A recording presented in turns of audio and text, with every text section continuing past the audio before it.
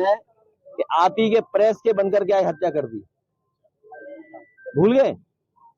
तो ये सरकार सब जानती है। अगर सरकार की जानकारी में है तो सरकार को सच्चाई बतानी चाहिए। इस देश की जनता कम से कम सच्चाई तो जाने कि आखिरकार क्या साजिश थी, क्या षड्यंत्र था। आप केवल महाराष्ट्र में एक मंत्री की हत्या हो जाए तब हो जाए हत्या, जब उसके पास किसी कैटेगरी की सिक्योरिटी है, वाई कैटेगरी, एक्स कैटेगरी, ये वाई प्लस की कैटेगरी सिक्योरिटी होने के बाद हत्या हो जाए, और फिर किस पे आरोप लग रहा है। और आप तो सोचिए, हमारे देश के ऊपर आरोप लग रहा है, अमेरिका हमारे ऊपर आरोप लगा रहा है, कनाडा हमारे ऊपर आरोप लगा रहा है कि हत्या हुई है। सोचिए हम अपने देश को कहां ले जा रहे हैं। और आज भुखमरी के आंकड़े आए हैं, जो 5 देश हैं उसमें सबसे ऊपर भारत है, और सुनने में आ रहा है कि हमारे पड़ोसी देशों से भी हम गए बीते हो गए, ज्यादा भूखे हो गए। अगाड़ी में एमवीए में समाजवादी पार्टी ने 12 सीटें मांगी हैं, 2 विधायक हमारे हैं, और हम वो लोग हैं जो कभी कभी कम सीटों पे भी संतुष्ट हो जाते हैं। कम से कम सम्मान की तरह जिस तरीके से समाजवादी लोग यहाँ तैयारी कर रहे हैं, इरशाद हैं। कल हम लोग मालेगांव थे, क्या ऐतिहासिक कार्यक्रम था, बारिश के बाद भी लोग हटे नहीं, गए नहीं। तो ऐसे तमाम सीटें हैं जिनकी जानकारी हमने दे दी, जहां पार्टी मजबूत है उनकी सीटें भी हमने घोषित कर दी। और एक बात मैं बताना चाहता हूं, मुझे तो ये बताया जाता था कि सबसे अच्छी सड़क महाराष्ट्र की है। कल मैं मालेगांव से लेकर के धुलिया आपके शहर तक आया हूं, मैं गड्ढे नहीं गिन पाया। ये टोल इसीलिए लेते हैं, लगता गड्ढा भरने के लिए, लेकिन उस टोल से गड्ढा नहीं भरा जाता। आपकी जेब से पैसा निकाल करके ये अपनी जेब में रख ले रहे हैं, और उसका परिणाम यह है कि सड़कों पे गड्ढे हैं। हमारे यहाँ उत्तर प्रदेश में जो सड़कें बनी हैं उसमें आप हवाई जहाज उतार सकते हैं। और जिस समय समाजवादी लोगों ने सुकोई, मिराज और हरक्यूलिस सड़क पे उतारा था, उसी समय देश के प्रधानमंत्री जी, देश के सड़क मंत्री ने ये कहा था कि हम ऐसी 30 हाईवे बनाएंगे जिन पर हवाई जहाज उतर सकता है। बताओ, यहाँ के जो सड़क मंत्री हैं, क्या आपके धुले और मालेगांव के बीच में हवाई जहाज उतर सकता है? गड्ढे से बच जाओ, तभी कुछ हो पाएगा। के बारे में आपने कहा, मैंने ये कहा, मोदी जी ऐसा कहते हैं कि ओबीसी की जाति ने जनगणना के साथ साथ मुस्लिम धर्मियों में भी जाति के आधार पर चर्चा क्यों नहीं करती विरोधी पक्ष के? देखिए, आपके पार्टी और इंडिया अलायंस के बारे में क्या कहेंगे? देखिए, बाबा साहब भीमराव अम्बेडकर जी का बनाया हुआ संविधान, और संविधान के तहत जो आरक्षण है, वो आरक्षण हमारा धर्म के आधार पे नहीं है, आरक्षण हमारा जाति के आधार पर है। जो सामाजिक न्याय की लड़ाई महाराष्ट्र से उठी थी, और आज नई लड़ाई उठी है, न जाने किस समय पे ज्योतिबा फूले या साहू जी महाराज से लेकर के तमाम महापुरुषों ने यहाँ सामाजिक न्याय की लड़ाई लड़ी है। और सामाजिक न्याय के लिए, आरक्षण के लिए जाति जनगणना होनी चाहिए। इसलिए आप प्राइम मिनिस्टर के चक्कर मत पड़िए। प्राइम मिनिस्टर ये नहीं जानते। ए भाई, तेरा इस सवाल का जवाब दे रहा हूँ। प्राइम मिनिस्टर ये नहीं जानते हैं। प्राइम मिनिस्टर संविधान पढ़ें, प्राइम मिनिस्टर संविधान का वो चीज देखें जिसमें कहा गया कि आरक्षण जाति के हिसाब से, धर्म के आधार पे नहीं है।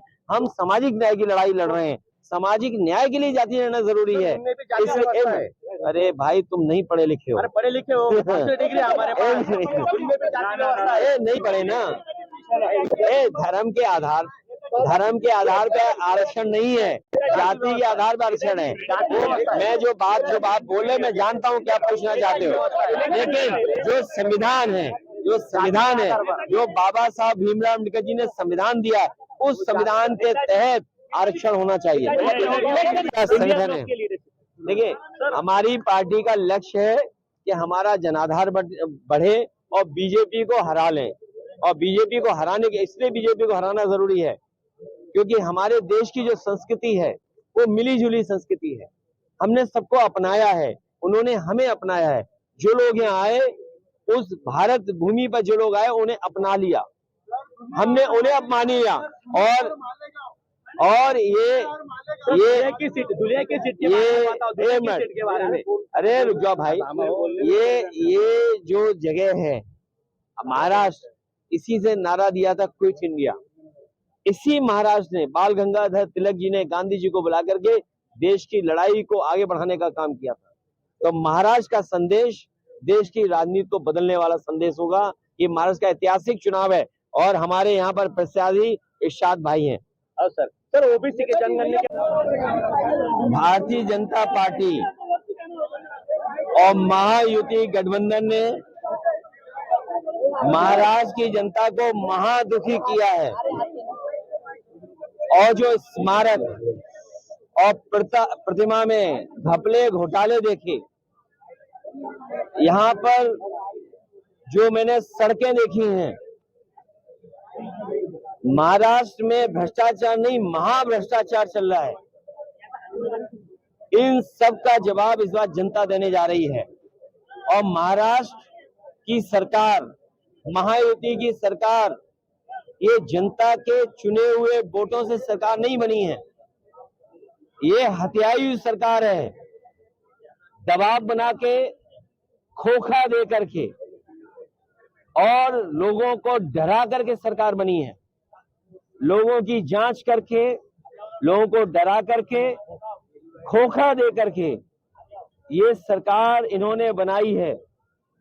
महाराष्ट्र की सरकार तो जाएगी जाएगी बीजेपी की, महाराष्ट्र के साथ दिल्ली की सरकार भी नहीं बचेगी।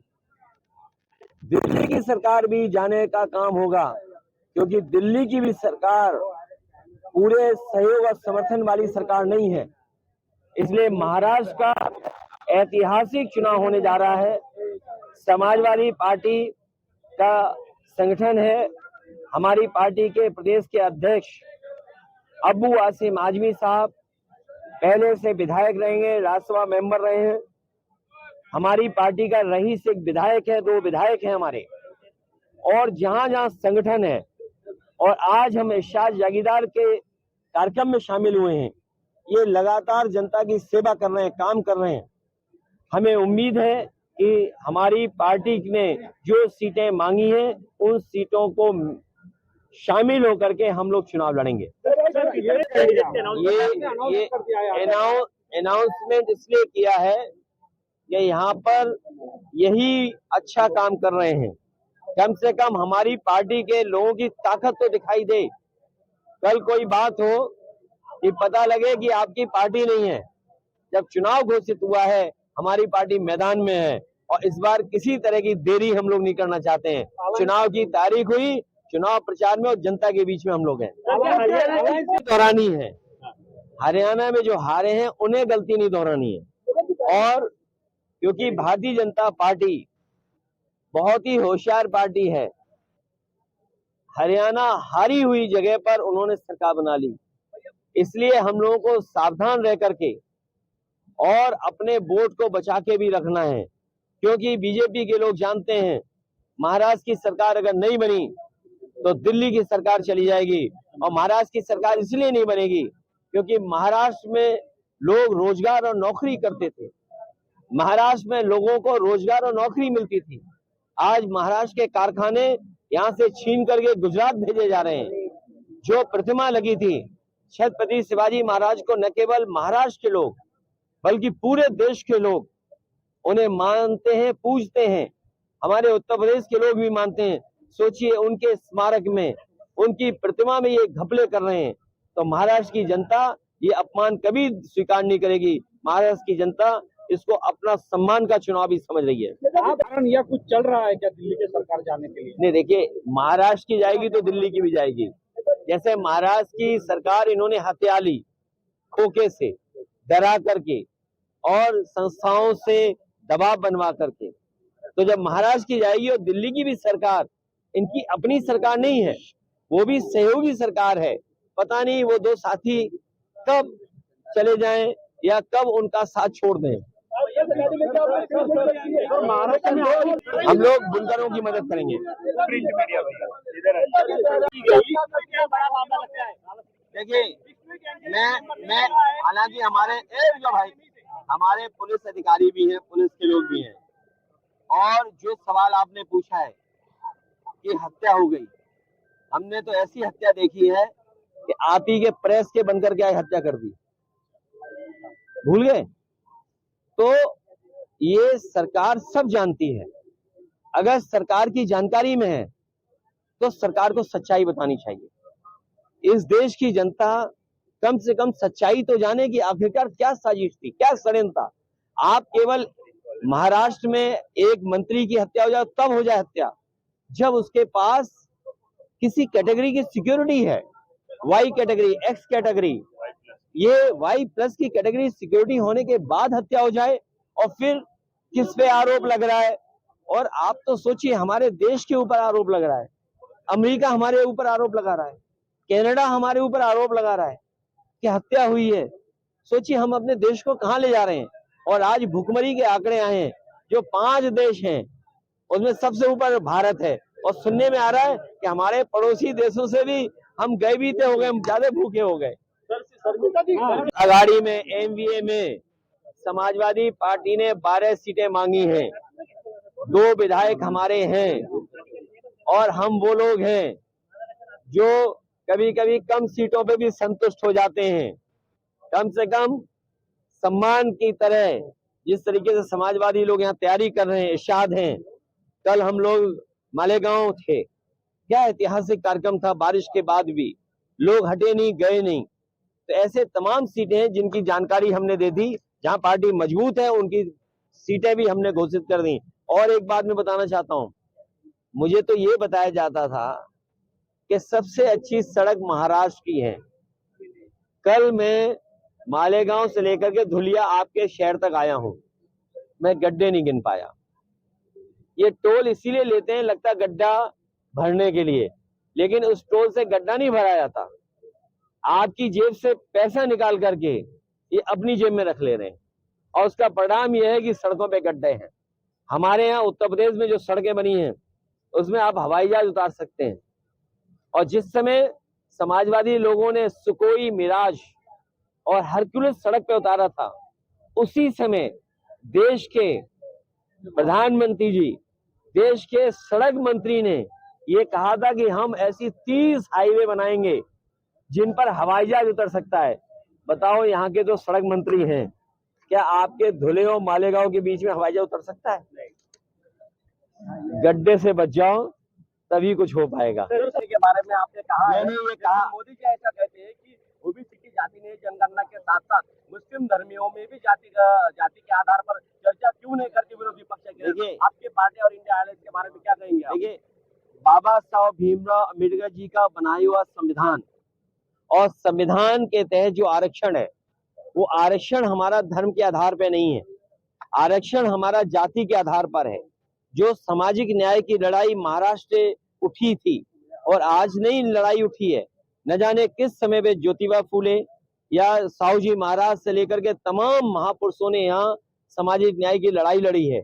और सामाजिक न्याय के लिए, आरक्षण के लिए जाति जनगणना होनी चाहिए। इसलिए आप प्राइम मिनिस्टर के चक्कर मत पड़िए। प्राइम मिनिस्टर ये नहीं जानते। एक मिनट जाओ, ए भाई, तेरे इस सवाल का जवाब दे रहा हूँ। प्राइम मिनिस्टर ये नहीं जानते हैं। प्राइम मिनिस्टर संविधान पढ़ें, प्राइम मिनिस्टर संविधान का वो चीज देखें जिसमें कहा गया कि आरक्षण जाति के हिसाब से, धर्म के आधार पे नहीं है। हम सामाजिक न्याय की लड़ाई लड़ रहे हैं, सामाजिक न्याय के लिए जाति रहना जरूरी है। इसलिए अरे भाई, तुम नहीं पढ़े लिखे हो। पढ़े लिखे हो, डिग्री हमारे पास, नहीं पढ़े ना।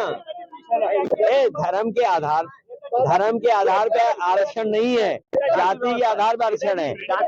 मैं जो बात बोले, मैं जानता हूँ क्या पूछना चाहते हो, लेकिन जो संविधान है, जो बाबा साहब भीमराव अम्बेडकर जी ने संविधान दिया, उस संविधान के तहत आरक्षण होना चाहिए।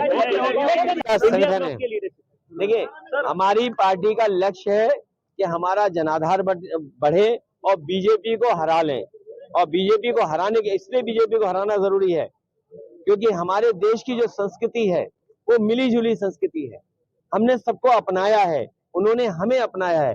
जो लोग यहाँ आए, उस भारत भूमि पर जो लोग आए उन्हें अपना लिया, हमने उन्हें अपना लिया। और ये दुनिया की सीट के बारे में, अरे रुक जाओ भाई, ये जो जगह है महाराष्ट्र, इसी से नारा दिया था क्विट इंडिया। इसी महाराष्ट्र ने, बाल गंगाधर तिलक जी ने गांधी जी को बुला करके देश की लड़ाई को आगे बढ़ाने का काम किया था। तो महाराष्ट्र का संदेश देश की राजनीति को बदलने वाला संदेश होगा। ये महाराष्ट्र का ऐतिहासिक चुनाव है और हमारे यहाँ पर प्रत्याशी इरशाद भाई हैं।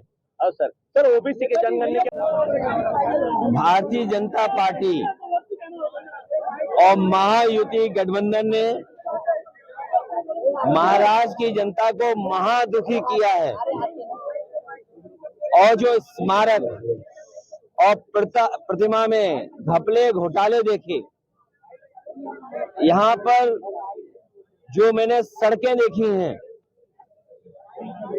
महाराष्ट्र में भ्रष्टाचार नहीं महाभ्रष्टाचार चल रहा है।